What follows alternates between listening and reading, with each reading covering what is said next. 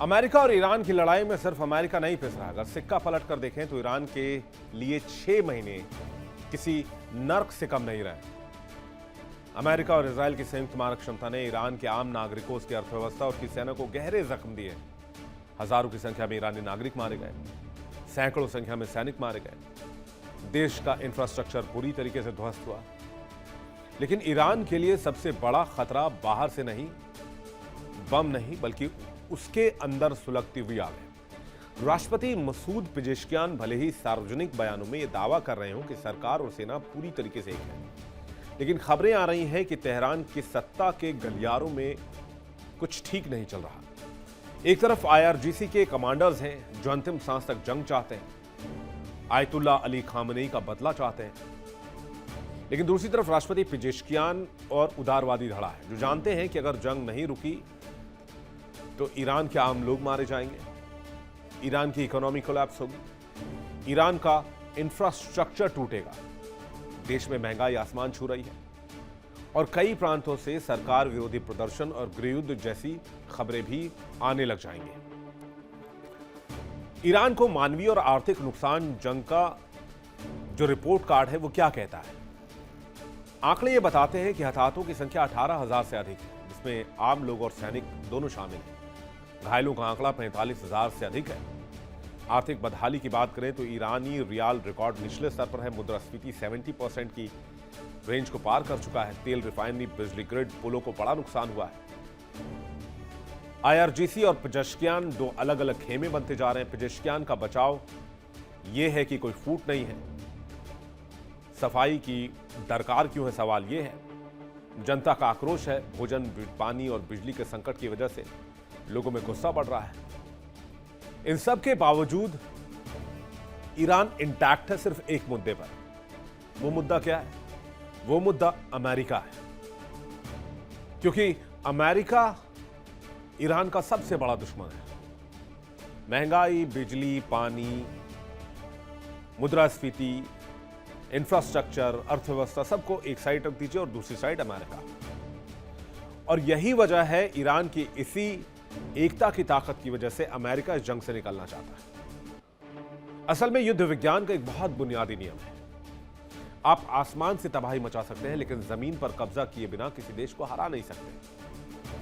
America और Israel के सैन्य रणनीतिकार आज इसी ऐतिहासिक सत्य के सामने असहाय खड़े हैं। ईरान का भूगोल किसी भी हमलावर देश के लिए एक प्राकृतिक दुस्वप्न जैसा है। ईरान चारों तरफ से ऊंचे पहाड़ों, पीहड़, रेगिस्तानों और संकीर्ण घाटियों से घिरा हुआ है। उसके सबसे महत्वपूर्ण सैन्य ठिकाने, परमाणु केंद्र और मिसाइल शहर इन्हीं पहाड़ों के पेट में समाये हुए हैं। केवल हवाई हमलों से इन ठिकानों को कभी पूरी तरीके से खत्म नहीं किया जा सकता। अगर अमेरिका को ईरान में पूर्ण विजय चाहिए तो उसे अपने सैनिकों को ईरान की धरती पर उतारना होगा, यानी कि ग्राउंड इन्वेजन। आप इसे बूट्स ऑन ग्राउंड भी कह सकते हैं। लेकिन पेंटागन जानता है कि ईरान में कदम रखने का मतलब होगा वियतनाम और इराक से भी 10 गुना ज्यादा तबाही। हजारों अमेरिकी सैनिकों की लाशें बॉडी बैग्स में वॉशिंगटन जाएंगी, जिसे अमेरिकी जनता कभी स्वीकार नहीं करेगी और इसके लिए राष्ट्रपति ट्रंप को कभी माफ नहीं किया जाएगा। और यही वो सामरिक मजबूरी है जिसने अमेरिका के हाथ बांधे हुए हैं, और इसलिए ट्रंप के जनरल भी डरे हुए हैं। किस तरह से यह मिशन नामुमकिन है, जरा ये देखिए आप। ये जो भौगोलिक अपॉर्चुनिटी है ईरान की, या फिर इसे आप माइलेज भी कह सकते हैं, जाग्रोस पर्वत श्रृंखला ईरान की सबसे अभेद्य ढाल है, जहां 500 मीटर गहरे बंकर बनाए हुए हैं, मिसाइल सिटीज बनाए हुए हैं, मोबाइल लॉन्चर्स बनाए हुए हैं। मिसाइल सुरंगों से आते हैं और सुरंग में ही गायब हो जाते हैं। कहते हैं अनंत सप्लाई लाइन है। रूस और चीन से गुप्त तकनीकी सहायता भी इसके जरिए जारी है। और जमीनी युद्ध का खौफ ईरान में उतरने से डर रही इसलिए अमेरिकी सेना। इराक से 4 गुना बड़ा है ईरान का भूभाग। जमीनी हमले में कम से कम 50,000 से ज्यादा अमेरिकी सैनिकों की मौत हो सकती है। और यह वियतनाम से भी बुरा दलदल बन सकता है, क्योंकि अर्बन और माउंटेन वॉरफेयर में ईरानी सेना माहिर है। यानी एक बात तो पूरी तरीके से साफ हो चुकी है कि आधुनिक युद्ध केवल इस बात से नहीं जीत सकते कि आपके पास फाइटर जेट कितने हैं, आपके पास कितने महंगे बम हैं। आपके पास तकनीक क्या है? 28 फरवरी को दुनिया को लगा था कि हवाई बमबारी से एक देश का वजूद मिटाया जा सकता है, वहां के रेजीम को अपने कब्जे में किया जा सकता है। लेकिन आज पेंटागन खुद यह मानने के लिए तैयार है कि केवल एयर पावर से जंग नहीं जीती जा सकती। आज स्थिति यह है कि अमेरिका अगर पीछे हटता है तो अमेरिका की साख और ट्रंप का राजनीतिक करियर दोनों खत्म होगा। और अगर अमेरिका जमीनी ऑपरेशन करता है तो उसे अपने हजारों सैनिकों की लाश और एक अंतहीन दलदल का सामना करना पड़ेगा। दूसरी तरफ ईरान भले ही मलबे के ढेर पर खड़ा हो और आंतरिक विद्रोह से भी जूझ रहा हो, लेकिन उसे एक बात साबित कर दिया कि उसका असिमेट्रिक वॉरफेयर और उसका मोज़ैक डॉक्ट्रिन दुनिया की बड़ी से बड़ी सैन्य शक्ति के पसीने छुड़ाने के लिए काफी है। अब सवाल ये, क्या अमेरिका होर्मुज स्ट्रेट को खुलवाकर कोई ऑफ रैम्प ढूंढ पाएगा, या ये जंग पूरे मिडिल ईस्ट को एक ऐसे महाविनाश में धकेलेगा जहां से वापसी का कोई रास्ता नहीं बचेगा। अब अमेरिका मिडिल ईस्ट में जंग लेकर तो आया, लेकिन अमेरिका ने मिडिल ईस्ट में एक नए चिन्ह को खड़ा कर दिया है। ईरान की बढ़ती ताकत से क्यों खौफ में आ चुके हैं सुन्नी देश या फिर गल्फ कंट्रीज, और क्या नई रणनीति तैयार कर रहे हैं ईरान के खिलाफ। अमेरिका ईरान की लड़ाई ने बहुत कुछ और बहुत तरह की बातें दुनिया के सामने उजागर कर दी। पहली बात तो यह कि इस दुनिया में अमेरिका सुपर पावर नहीं है, और दूसरी बात यह कि अमेरिका की छत्रछाया में कोई भी देश सुरक्षित नहीं है। अमेरिका की सैन्य सीमा क्या है, उसकी लिमिट क्या है, यह सब कुछ डिफाइन हो गया। जिस ईरान को एयर स्ट्राइक से झुकाने का दावा किया गया था, उसी ईरान की बैलिस्टिक मिसाइलों और ड्रोन्स ने खाड़ी के तेल ठिकानों और अमेरिकी एयरबेसिस को हिलाकर रख दिया। इस जंग का सबसे बड़ा और चौंकाने वाला असर अमेरिका के साथ साथ मिडिल ईस्ट के सुन्नी बहुल देशों पर पड़ा। शिया शासित ईरान की इस अभूतपूर्व सैन्य ताकत और वर्चस्व से घबराकर सुन्नी मुस्लिम दुनिया के 3 सबसे ताकतवर देश, सऊदी अरब, टर्की और एक भिखारी टाइप का देश भी है इसमें, पाकिस्तान, ने हाथ मिलाया है। मक्का में सऊदी क्राउन प्रिंस मोहम्मद बिन सलमान, टर्की के राष्ट्रपति एर्दोआन और पाकिस्तानी पीएम, जिसे कटोरा शरीफ भी कहते हैं, शहबाज शरीफ, ने एक ऐतिहासिक रक्षा सौदे पर दस्तखत किए, जिसे नाम दिया गया मक्का जॉइंट डिफेंस एग्रीमेंट।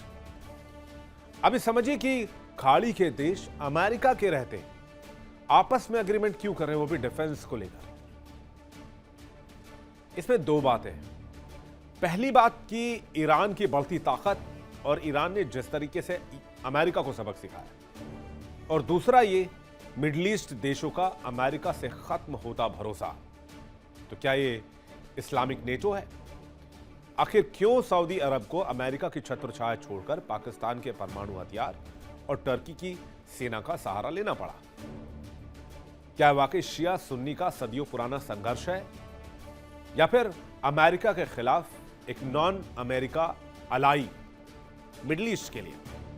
चलिए समझते हैं इस गठबंधन की गहराई में क्या है। दरअसल मिडिल ईस्ट में जारी जंग में अमेरिका और इजराइल की लगातार बमबारी के बावजूद ईरान ने अमेरिका को रेल दिया। इसने मिडिल ईस्ट देशों की पैरों तले जमीन खिसका दी। रियाद, अबू धाबी, दोहा में बैठे हुक्मरानों को समझ आ गया कि वॉशिंगटन उनकी सुरक्षा की गारंटी नहीं है।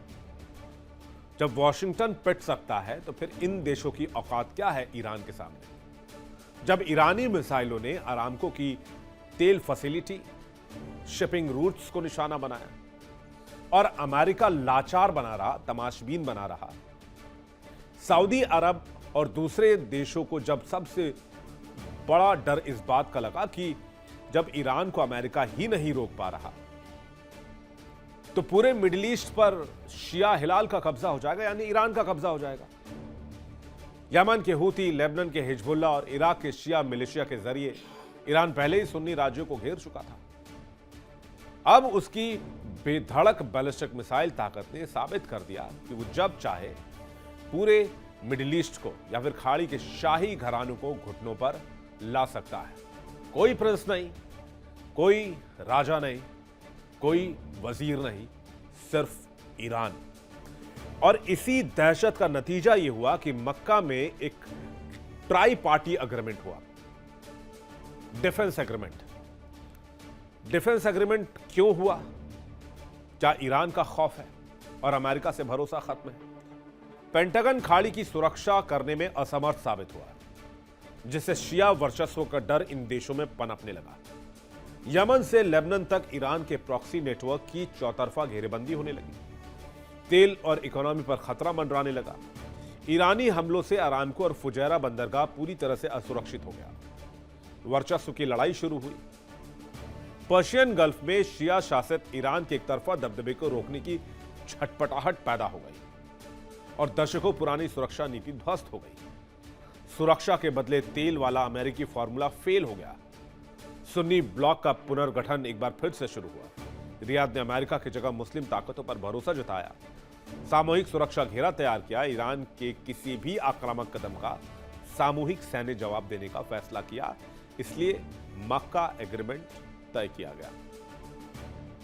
मक्का एग्रीमेंट सिर्फ राजनीतिक बयान नहीं है, कोई जेस्चर नहीं है। यह मुस्लिम दुनिया की 3 बड़ी मुल्कों का एक ऐसा भयानक गठजोड़ है जो मिडिल ईस्ट के सैन्य संतुलन को पूरी तरीके से बदल सकता है। इस गठबंधन में 3 चीजें एक साथ आ गई। सऊदी अरब का था पैसा, टर्की की आधुनिक ड्रोन और विमानन तकनीक और पाकिस्तान का परमाणु पंख। सऊदी अरब के पास दुनिया का सबसे बड़ा रक्षा बजट और विशाल ऊर्जा संसाधन है, लेकिन उसके पास जंग में लड़ने वाली मजबूत सेना नहीं है। टर्की नेटो की दूसरी सबसे बड़ी सैन्य शक्ति है, जिसके पास दुनिया के सबसे घातक कॉम्बैट ड्रोन्स और फाइटर जेट तकनीक है। और पाकिस्तान है तो भिखारी, लेकिन अमेरिका के रहमो करम की वजह से उसके पास परमाणु हथियार है। स्टडी ये बताती है कि अमेरिका ने एशिया में पावर बैलेंस के लिए भारत के परमाणु टेस्ट के बाद अमेरिका को ने पाकिस्तान को परमाणु हथियार उपहार में दिए। खैर, लेकिन यह वक्त यह सोचने का है इन देशों के लिहाज से कि जो देश अमेरिका जैसी ताकत के सामने नहीं डिगा, आप इन देशों की कंबाइंड फोर्स को आप मिला दीजिए।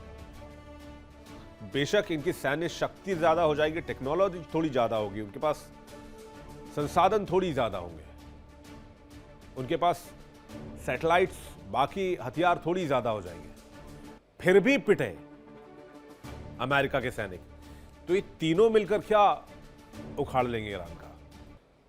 सबसे बड़ा सवाल यह है कि मक्का एग्रीमेंट के बाद मिडिल ईस्ट किस दिशा में जाएगा। क्या 3 सुन्नी ताकतों का एक साथ आना ईरान को अपने आक्रामक रुख से पीछे हटने में मजबूर करेगा, या फिर यह कदम ईरान को और अधिक असुरक्षित महसूस कराकर एक सीधे और विनाशकारी क्षेत्रीय युद्ध की ओर ले जाएगा, या फिर इसके पीछे अमेरिका का ही ब्रेन है कि ईरान पर मैक्सिमम प्रेशर बनाया जाए। तेहरान इस गठबंधन को अपनी सीमाओं पर पाकिस्तान और टर्की के जरिए अमेरिकी सऊदी साजिश के रूप में देखता है। अगर ईरान ने पाकिस्तान या टर्की की सीमाओं पर कोई दुस्साहस किया तो मक्का समझौते की धाराएं सक्रिय हो जाएंगी और पाकिस्तान और टर्की की सेनाएं सीधे युद्ध में उतर जाएंगी। दूसरी ओर अगर यह गठबंधन एक मजबूत डिटरेंस बनाने में कामयाब रहा तो मिडिल ईस्ट में एक नया और टिकाऊ शक्ति संतुलन बन सकता है, जहां किसी एक देश का वर्चस्व संभव नहीं होगा। तो यह है मक्का का जॉइंट डिफेंस एग्रीमेंट का पूरा सच। ईरान की बढ़ती सैन्य ताकत और असिमेट्रिक हमलों से पैदा हुए डर ने सदियों पुरानी दूरियों को मिटाकर सऊदी अरब, टर्की और पाकिस्तान को एक मंच पर ला खड़ा किया है। एक तरफ जहां पाकिस्तान के परमाणु हथियार और सेना सऊदी अरब को सुरक्षा का एहसास दिला पाएंगे, सवाल है, तो वहीं दूसरी तरफ टर्की की तकनीक इस्लामिक नेटो को क्या आधुनिक रूप दे पाएगी, क्योंकि आधुनिक तो अमेरिका भी था।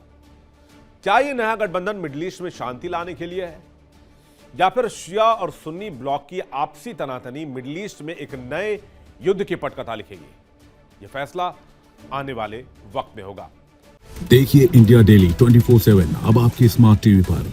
इंडिया डेली मौजूद है सभी डिजिटल प्लेटफॉर्म पर लाइव और लगातार।